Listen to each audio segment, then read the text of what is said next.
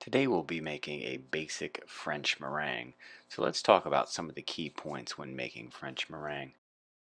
First, French meringue is considered a cold meringue because neither the sugar nor the eggs are cooked during the process, but rather the meringue will be dried out in the oven under very low temperature. Other key points include all utensils needing to be clean and grease-free. This includes ensuring that none of the yolk accidentally falls into the egg white while separating. Any small amount of fat that contaminates the egg white will inhibit the foaming of the egg white and prevent the meringue from gaining full volume. Other key points regarding eggs include eggs will separate much easier when they are cold.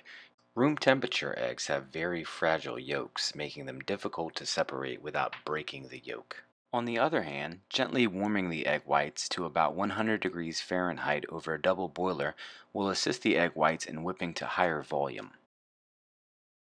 Next, we'll talk about the procedure for making the French meringue. First, we'll want to whip our egg whites to a soft peak while mixing at a medium speed. Next, we'll want to add our granulated sugar in a very slow, steady stream. You may need to increase the speed of the mixer to gain more volume. While continuing to add the sugar in a slow, steady stream, continue to whip the meringue to a stiff peak. After the meringue has been whipped to a stiff peak, you can then place it in a pastry bag and pipe desired shapes. From there, you're ready for the oven. Meringue will just be dried out in a very low temperature oven. Let's take a look at our ingredients. Moving clockwise from the bottom right, we have egg whites, sugar, salt, and vanilla. In some instances, you may choose to add a small amount of mild acid such as cream of tartar or lemon juice. The addition of these ingredients to the egg whites will assist egg whites in foaming and can create a lighter, more airy, and stable meringue. The salt and the vanilla in this particular recipe are added for flavor enhancement. We'll begin by adding our room temperature egg white to our mixing bowl equipped with the whip attachment. If an acid were to be used, this would be a good time to add it directly to the egg white. We'll then turn on the mixer to a medium or medium-high speed. That will be between 50 and 75% on your machine's dial. This is where patience will play a big factor. Meringue cannot be rushed. We are very specifically looking for soft peaks in the egg whites before we begin to add the sugar. While whipping, you will notice several changes in the appearance to the egg whites. You'll notice a frothy look, then the foam will continue to develop while whipping. Don't confuse the presence of foam for the presence of a true soft peak stage. Adding the sugar too soon will result in a flat, lifeless, soupy meringue that is unusable. Here we're going to slow the video down. The mixer is still running at the same medium to medium high speed, but we want to slow down the frame so you can have a closer look. Pay very close attention to the marks that the whip leaves in the egg white as it spins. When these marks become visible, this is a good indicator that you are very close to a soft peak stage. It will usually occur within seconds.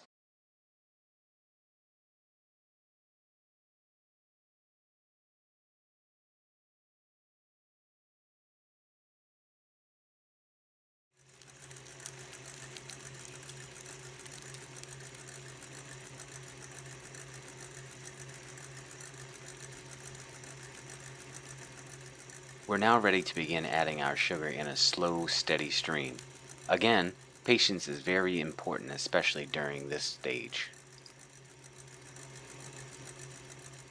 A preferred method of adding sugar is to pour an amount onto parchment paper and slowly pour it from one end. This slow pour allows for air cells to strengthen as the egg whites continue to gain volume.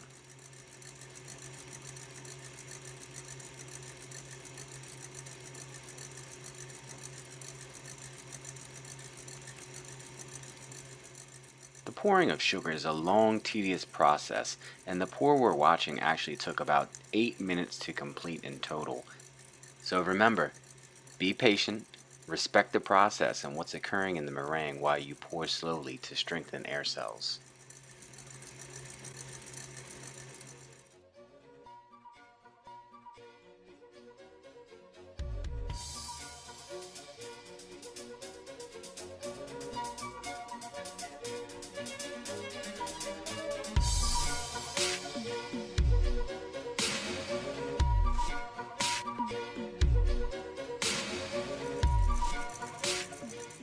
We're getting close to the end of the sugar pour.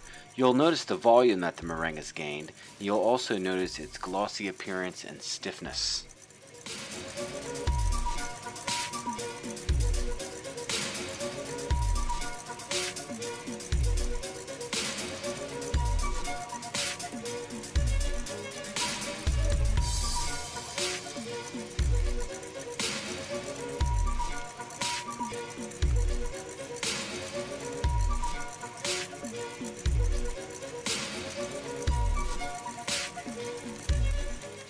After all the sugar has been added, we will add the pinch of salt and the vanilla or other extract for flavor.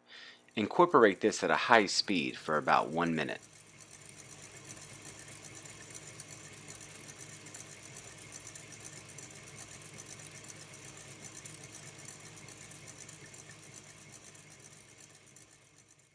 When mixing has completed, we can deposit our meringue into a pastry bag to pipe our desired shapes. There are many different piping techniques that can be utilized for piping meringue for drying. We'll start out with a star tip and pipe a basic star.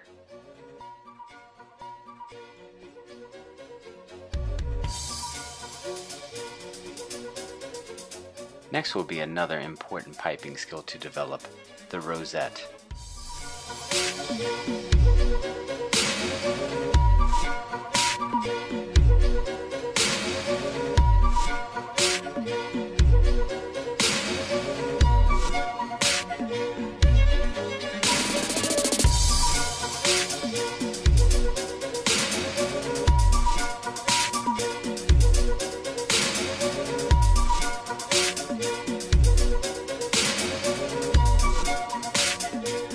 Here we'll pipe a longer swirl. This shape could be used as a cookie or as a crispy component on a composed plated dessert.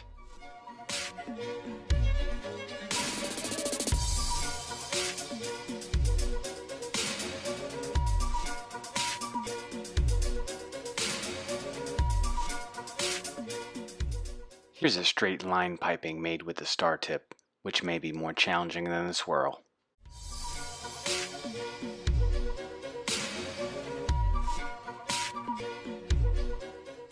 Here's another variant of a cake icing border. This is a basic shell. And here's a curved shell.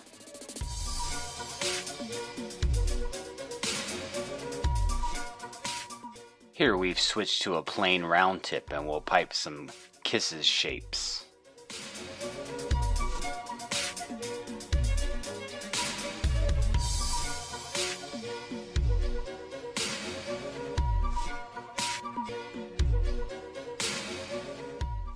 This technique uses the same motion as the previous swirl shape, but it has more of a coiled appearance because of the plain tip.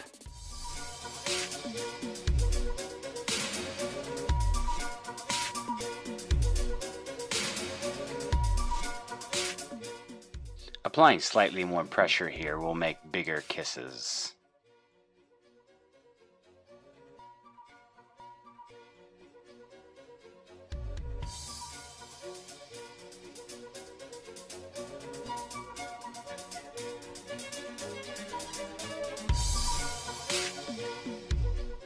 This piping technique is useful when you need to pipe an even disc.